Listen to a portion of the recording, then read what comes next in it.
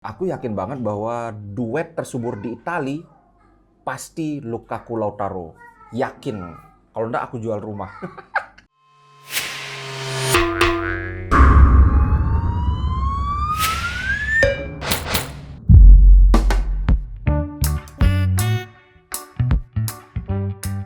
Halo Sobat Ngomin, apa kabar? Kali ini aku mau bahas update seputar Inter Milan dan mungkin sedikit aja seputar transfer Serie A juga, seputar gimana kekuatan pesaing-pesaing kita. Tapi sedikit aja karena ini channel ngomongin Inter, bukan ngomongin Serie A. Nah, kalau kawan-kawan mungkin udah nonton lawan kita Prosesto, itu bukan pertandingan preseason sih, cuma training match aja, pertandingan latihan aja. Kita menang 6-1. Tentunya ya aku nggak tahu Prosesto ini klub mana, aku juga males nyariin. Yang jelas bukan klub bagus-bagus banget lah.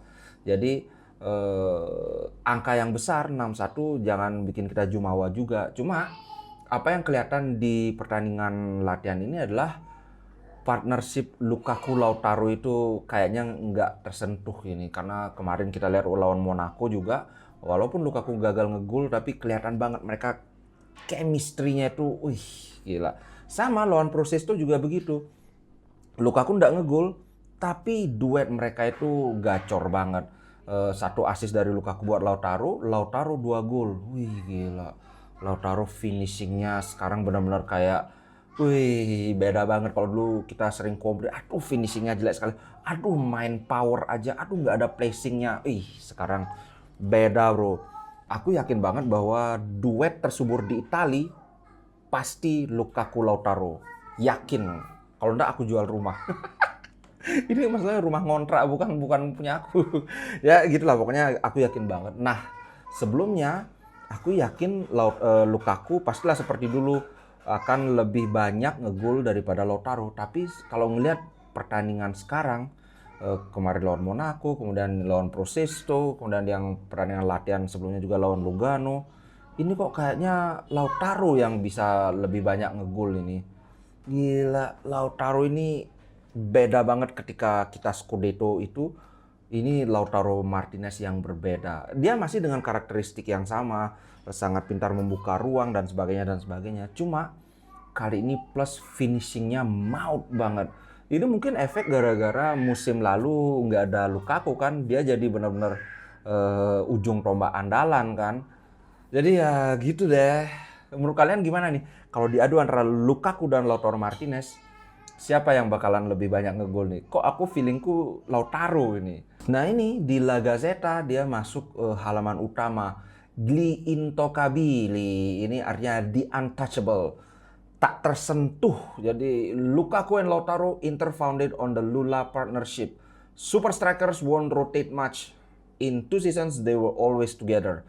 Ya memang sebelumnya dia kan duetnya memang udah mantep banget. Sekarang walaupun dia baru pulang kampung dari Chelsea, ini ternyata masih chemistry-nya. Waduh, kalau kawan-kawan nonton pertandingan preseason dan lawan Monaco itu memang kelihatan banget chemistry dua striker ini udah nggak ada lawan. Jadi cuma kita belum ngeliat gimana kalau di switch ini. Kemarin kan Zeko dengan Korea kan. Kan kita belum ngeliat gimana kalau Lukaku dengan Korea. Kalau Lukaku dengan Zeko sih aku pesimis itu bakalan nyambung. Cuma Lukaku dengan Korea yang kita belum lihat. Mungkin nanti besok pagi dini hari lawan Lyon mungkin bisa kita lihat. Oh ya, jangan lupa nanti lawan Lyon kita live reaction, oke? Itu tadi tentang sedikit pertandingan persahabatan, bukan pertandingan persahabatan, sorry. Training match, pertandingan latihan ya. Aku mau kemudian menyoroti soal Skriniar. Skriniar ini ada beberapa aspek yang bisa dibahas. Ini menurut Fabrizio Biasin, if it depended on Milan Skriniar, he would stay at Inter. Kalau tergantung dari Milan Skriniar, dia akan bertahan di Inter. Kan memang dia jelas-jelas ngomong ingin stay di Inter. Sama kayak Bastoni. Bastoni juga bilang nggak mau pergi dari Inter. Dan kalau kawan masih ingat, dia dulu sempat mecat agennya karena agennya bikin perpanjangan kontraknya jadi berlarut-larut kan. Itu. Jadi ini benar. Kalau ini semua tergantung Skriniar, dia akan stay. Cuma masalahnya sekarang Inter lagi butuh duit. Nah, kita udah sering bahas. Cuma yang dikhawatirkan sekarang ini menurutku masuk akal. situasi yang berlarut-larut ini bisa-bisa bikin Skriniar kesel. Karena apa ya Kak, belum ada kejelasan gimana nih mau dijual atau enggak. Kalau masalahnya begini, ya masalahnya Inter enggak pernah terang-terangan bilang bahwa Skriniar tidak untuk dijual, enggak. Yang Inter lakukan adalah memasang harga yang tinggi yang sepertinya sulit untuk dipenuhi klub lain. Nah, dari sudut pandang pemain ini kan berarti nggak ada yang pasti gitu loh. Ini aku bakalan dijual apa enggak? Bertahan apa enggak? Nah, ini sih yang dikhawatirkan bisa bikin dia konsentrasi terganggu atau bahkan misalnya ngambek. Kayak Perisic kan kemarin sebenarnya dia pingin bertahan tapi karena berlarut-larut akhirnya ya udah pergi aja, ditolak dah ini proposal Inter yang menurut dia datangnya terlambat kan kayak gitu. Itu sih yang dikhawatirkan. Cuma kemarin dia malah ngegol lawan Prosesto ini. Berarti ya at least dari segi fokus tidak ada yang diragukan dari seorang Skriniar kan. Nah, masalah berikutnya adalah soal gaji. Sebenarnya kan Inter sudah menawarkan 5 juta euro untuk Skriniar kalau dia bertahan mau dikasih kontrak baru. Sekarang kalau nggak salah gajinya berapa? Aku lupa 4 juta apa berapa. Masalahnya sekarang kemarin PSG udah nawarin proposal itu 9 juta euro.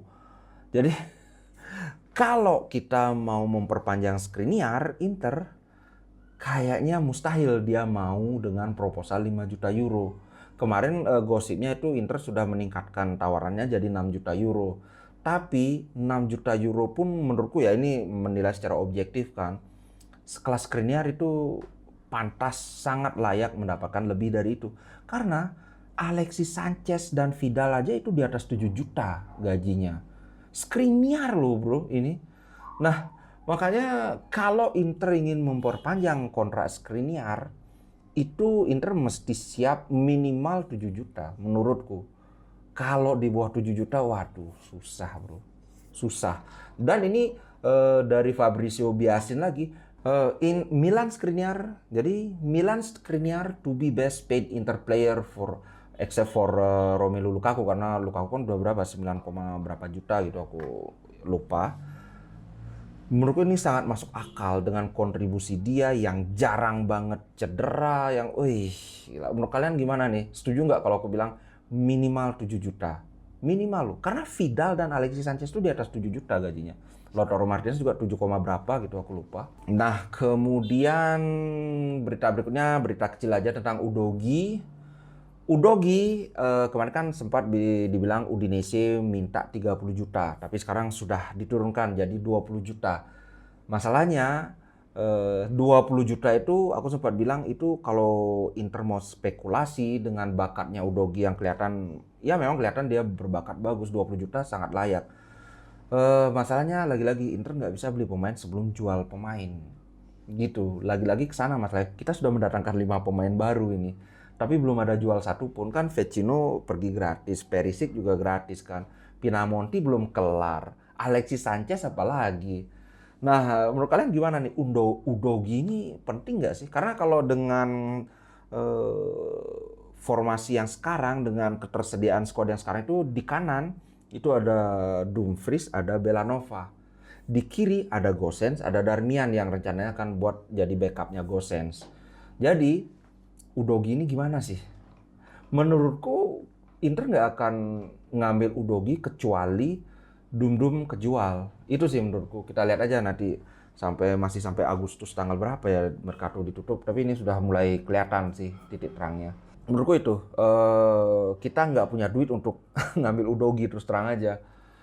Kemudian yang berikutnya adalah tentang Cesar Casadei. Kemarin Torino juga minta, padahal aku sih nggak setuju banget ngasih Torino si Casadei ini. Nah, sekarang Chelsea preparing offer for Inter youngster Cesar Casadei.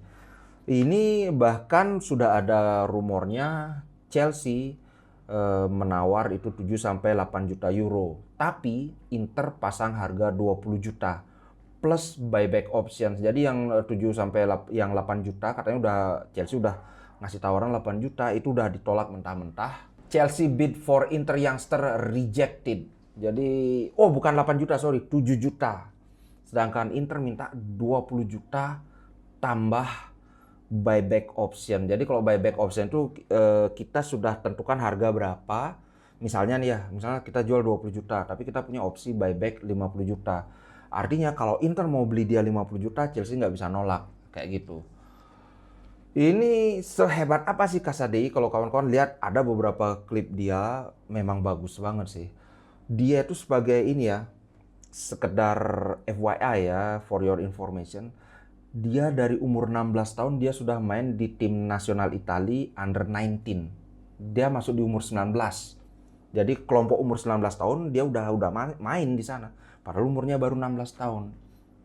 Jadi menurutku kalau Inter ngejual lelean begitu aja ini kesalahan besar. Ini bakalan sama kasusnya kayak waktu kita jual Coutinho, kemudian Zaniolo, dan aku yakin manajemen Inter nggak mau hal tersebut terulang kan. Sedikit tentang transfer rival itu akhirnya Ketelare kelar juga. Itu katanya ini berapa? 35 juta.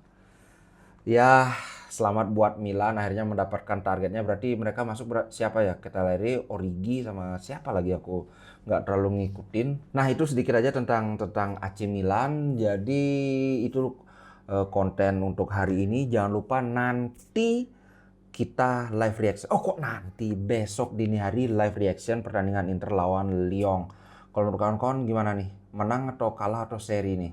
Kalau aku terus terang aku nggak penting itu menang apa kalah apa seri. Yang penting gimana aku ingin lihat Inzaghi mencoba formasi dan aku masih ingin lihat lagi 3-4-1-2-nya. Karena kemarin itu bagus itu, tapi abis itu nggak dipakai lagi. Aku nggak ngerti gimana sih Inzaghi ini. Justru kan ini Lyon ini kan ya lumayan bagus lah, selevel lah liganya kan, sama-sama liga utama kan. Justru aku pingin lihat bagaimana 3-4-1-2 ini apakah efektif ketika dimainkan dengan lawan yang seimbang gitu loh. Nggak seimbang gitu, maksudnya ngerti lah ya, selevel. Tapi kita lihat aja apakah nanti Inzaghi mainin 3-5-2 atau 3-4-1-2. Kalau menurutku formasi apapun yang nanti dipasang oleh Inzaghi, kemungkinan itu akan jadi cerminan formasi utama Inzaghi di musim depan. Maksudnya kalau selama ini kan, kalau sebelumnya itu duet utama Lukaku dan Lautaro Martinez, tapi di belakangnya itu yang dipasang itu adalah Mkhitaryan, Aslani, sama siapa lagi satu lupa aku. Agome kan. Terus kemudian di babak kedua Barella, Hakan, Brozo, tapi di depannya diganti Korea dan Zeko. Nah, kemungkinan lawan Lyon nanti itu sudah benar-benar tim inti yang keluar, karena mau nggak mau kita harus lihat gimana nih tim inti, apa siap nggak, terus chemistry-nya jalan atau enggak. Gitu sih menurutku. Oke, sampai jumpa nanti live reaction jam berapa? Jam setengah 3 WIB. Setengah 3 WITA. Berarti kalau di WIB itu setengah 2. Oke. Ciao guys, sampai jumpa di konten momen berikutnya. Ciao.